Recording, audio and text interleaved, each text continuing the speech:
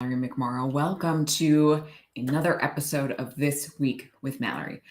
This week, just to make sure we didn't miss it, this episode is pre-recorded. So unfortunately, we will not have live Q&A this week, but make sure to tune in next time for live Q&A and check out our Facebook page for our Submit Your Question form, which you can fill out at any time to make sure we answer it on a future episode of This Week with Mallory. So with that, we will go ahead and get started.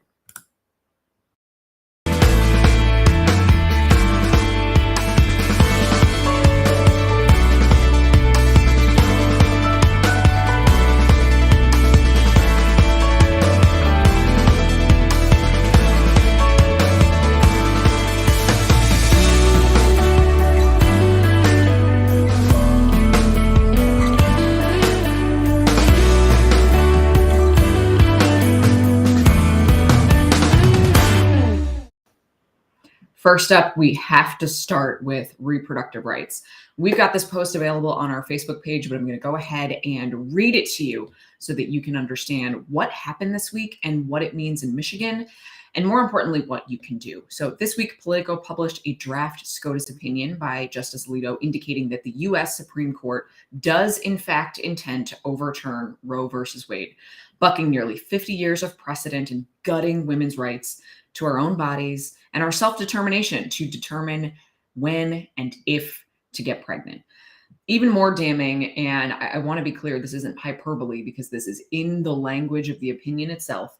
The opinion indicates that the conservative majority may be open to reversing other landmark decisions, really hinged on this idea of privacy, which is guaranteed constitutionally, but what is and isn't necessarily in the original version of the Constitution. And they may be open to reversing other decisions such as Obergefell versus Hodges, which legalized same-sex marriage. Also opinions related to contraception.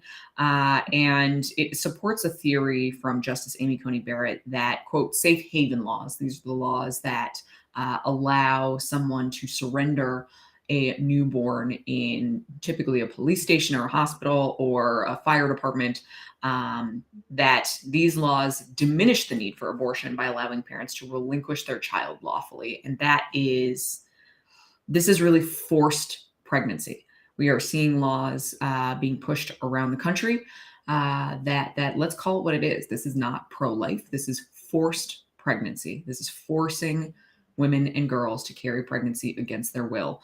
And it is horrific. So here's what this means right now in Michigan. Today, Roe is still the law of the land. This was a draft opinion that Politico got a hold of and published.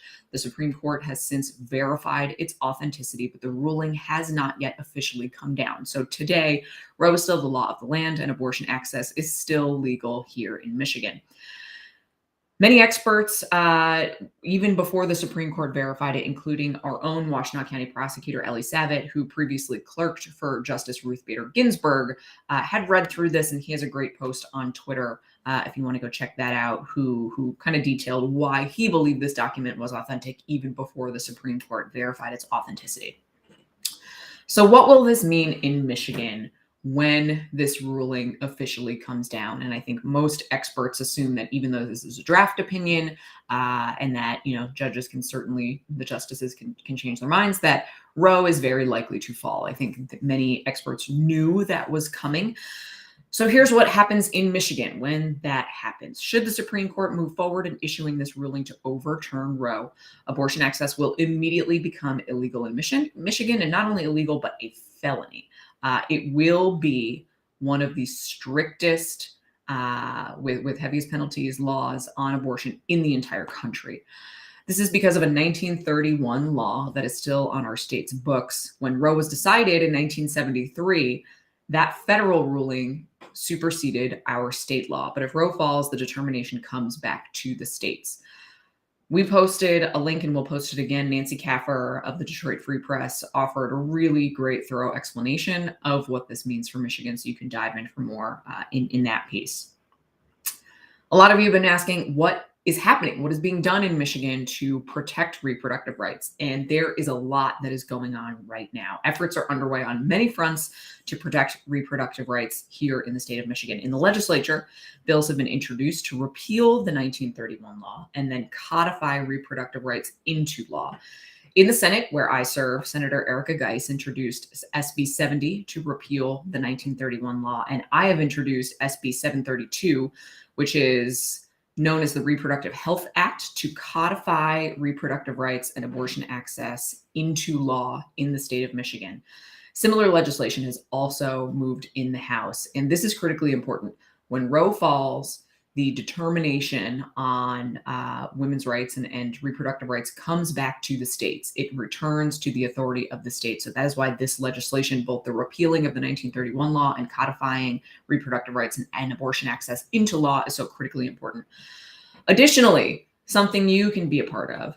A coalition including the ACLU, Planned Parenthood, and Michigan Voices has launched a petition drive to amend Michigan's state constitution to guarantee abortion access and other reproductive rights.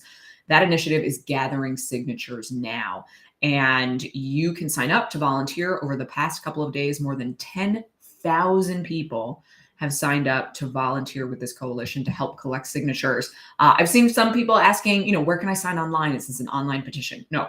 Official ballot initiative petitions in the state of Michigan have to be done on paper. We need your actual signature. That is why we need volunteers. They need to collect around 460,000 signatures across the state to get this onto the ballot.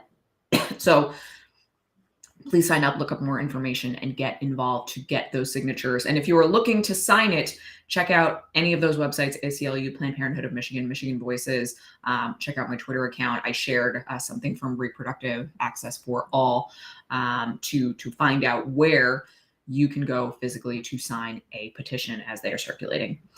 Additionally, last month, Governor Gretchen Whitmer filed a lawsuit leveraging her executive authority to ask the Michigan Supreme Court to immediately resolve whether the state constitution can and should protect access to abortion and reproductive rights.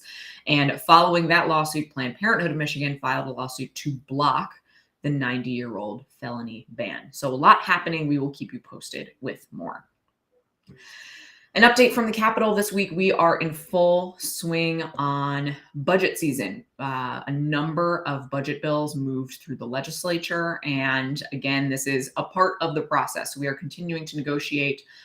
You may have seen votes come down in the Senate where I serve, where I voted no on a number of the budgets, which isn't to say that I completely oppose, let's say, for example, funding the school aid fund, but my no vote indicates that what the Senate appropriation committees put forward so far is not acceptable to me and my constituents, which keeps the negotiation process ongoing. I do want to share with you an amendment that I put up, especially as we are talking about abortion and Roe and what this means. So in the MDHHS budget, so that is the Michigan Department of Health and Human Services, the Republican majority included language that would block funding from going to any institution, any facility that provides elective abortionist services, but also who refers anybody to abortion services, who discusses abortion services. I mean, it's so broad. And when you think about that, that means that we would be stripping funding. The state of Michigan would be stripping funding from just about every major hospital and medical institution. And that is going to hurt people who need to go to the hospital for cancer treatment, for people who are giving birth, for people who have premature babies. So I want to share a video of an amendment that I offered on the Senate floor. So I'm going to go ahead and share my screen here with you.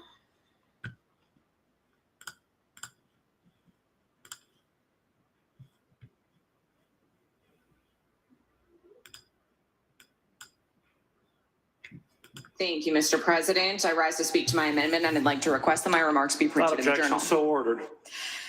My amendment would strike. Thank you, Mr. President. Thank you, Mr. President. I rise to speak to my amendment, and I'd like to request that my remarks be printed in the journal. So ordered. My amendment would strike any language in this budget related to abortion, and it addresses a number of areas in the budget, but I want to read Section 245, one of the areas that my amendment would strike the language of.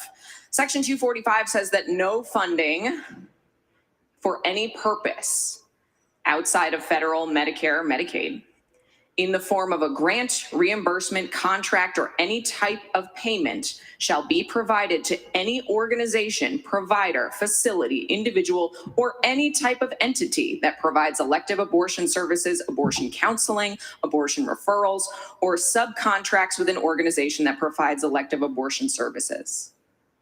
Think about how broad that is. This encompasses many of our major hospitals, many of our doctors' offices, many of our healthcare facilities, many of our primary care facilities. However you feel personally about abortion,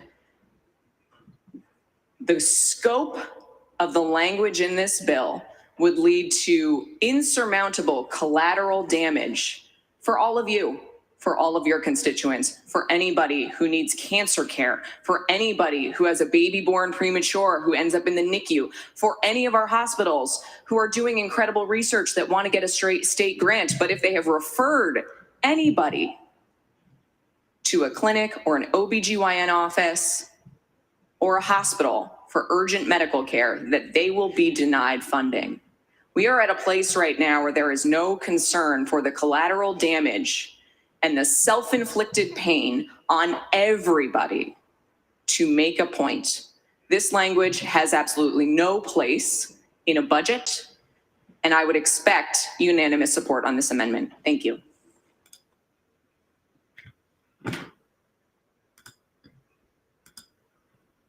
You got a little bit of technical difficulties and kind of a remix of that. But the point that I was trying to make there was, we already know that taxpayer dollars do not go directly to fund abortions. That is a common misconception. Dollars are not used to pay for abortion services. But what the language in this budget bill says is that any facility or medical institution that offers or refers or discusses abortion care with anybody loses state funding. So if you are somebody, regardless of how you personally feel about abortion, if you have a heart attack and you have to go to the hospital, and that hospital has, let's say, seen somebody who has had an ectopic pregnancy, who needs to have that pregnancy terminated because the mother may die or may not. Elective can be referred many ways. You know, there's a lot of risk involved, but sometimes it is elective to choose to terminate a pregnancy. If that is the case, then your hospital that you would need to go to because you have a heart attack would lose state funding, grant money, contracts, and that affects everybody. And that is something that I think we really need to be aware of with this damaging rhetoric, this damaging language, especially in a budget bill, is that to try to make a point about an issue, they're hurting everybody else. It's not acceptable to me, and you heard me say that I expected unanimous support, and I didn't receive it. The amendment failed along party lines. The Republican majority voted to keep that language in the budget. So just remember what that does. That means cuts in funding to your hospital, to your doctor's office, because of how broad that language is. Please let your legislators know if it's not me, but this isn't the end of the negotiation. The governor still has authority to line item veto items in the budget, and the budget still go to conference committee as the next step, like I said, where negotiations are ongoing. But this is why it is so important to contact your legislators, get to know who they are on every level. If it's me, fantastic, you know, or not me, find out who they are, find out what they stand for, make sure your voice is heard. But this is unacceptable to me. I mean, this is trying to inflict personal views in a way that is damaging to everybody, and that is not acceptable. There is no easy way to transition from that into good news from the district, but we're going to go ahead and do it anyway to wrap up our live stream for the week. First up, good news on funding. Speaking of budgets, Berkeley voters overwhelmingly approved renewing Berkeley Schools millage. This is a 10-year, 19.4937 mills renewal for businesses and non-primary residences. This funds classroom supplies, teacher salaries, and technology. District officials indicated only 18 mills will be used. So there's some funding left over, which is fantastic. In Clawson, voters passed a 3.7 mil renewal. The millage generates about $1.6 million a year to fund police, fire, public works, operations, and other existing city services. And across the state, local millages passed overwhelmingly on the ballots this week, which sends a signal to me that that is wonderful, that taxpayers are supporting public schools and public services, but that we need to do more on the state level to make sure that these crucial services in our communities are funded. We know that revenue sharing, which is the amount of tax dollars that come back from the state into our local communities, is still not back at the levels that they were pre-recession, the 2008, 2009 recession. And we have to get it there because it's really fantastic that our local residents step up when asked.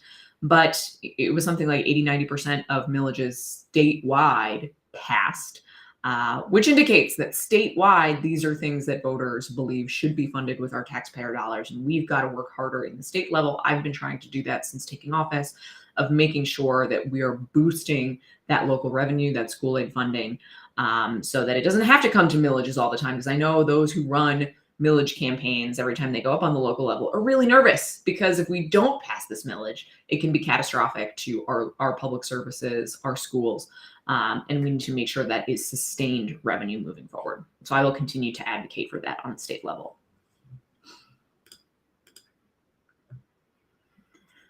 In Rochester Hills, student recipients of the Pescovitz Presidential Scholarship. Fantastic news. Aliyah Nioya is one of the first recipients of the Pescovitz Presidential Scholarship, an award established by Oakland University President Ora Hirsch Pescovitz, with the goal of fostering scholarly work and leadership skills of the next generation of community, civic, and business leaders. Congratulations, and we cannot wait to see what you do next. I'm sure it's going to be amazing and a benefit to our community and state. Last but not least, weekend's coming up. The weather is looking nice. Royal Oak in Bloom Garden Event returns for Mother's Day. Royal Oak in Bloom is set to draw thousands of people. Flowers and plants on Sunday as part of the community's annual Mother's Day tradition. It will run from 7 a.m. to 2 p.m. and you will have shoppers, vendors, volunteers, and visitors to fill the parking lot spaces between 6th and 7th Avenue in Royal Oak, near the Oakland Community College campus on Main Street. Go get your flowers, celebrate the good weather. And with that, we are going to go ahead and close it out for this week. Hope you have a very safe and wonderful weekend. We are super busy in our office. And once again, I just genuinely from the heart want to thank everybody who has sent a note or a voicemail or an email or a letter. I've been trying to stop at my P.O. box almost every day, and it's stuffed to the gills, and we're getting letters and cards in our office, and people are sending books. And it has been just really renewed all of the energy and spirit of everybody on my team for why we do this work. So thank you to everybody. If we haven't responded yet, please know that we are reading and listening to all of them, and they just mean so much to my small staff of 3 full-time, 2 part-time, who work so hard for our district and our constituents. And it has just been really, really wonderful to see. So thank you, thank you, thank you. Keep them coming. We will keep fighting. And please enjoy your friends and family this weekend. It's going to be a great one. And we'll see you next time.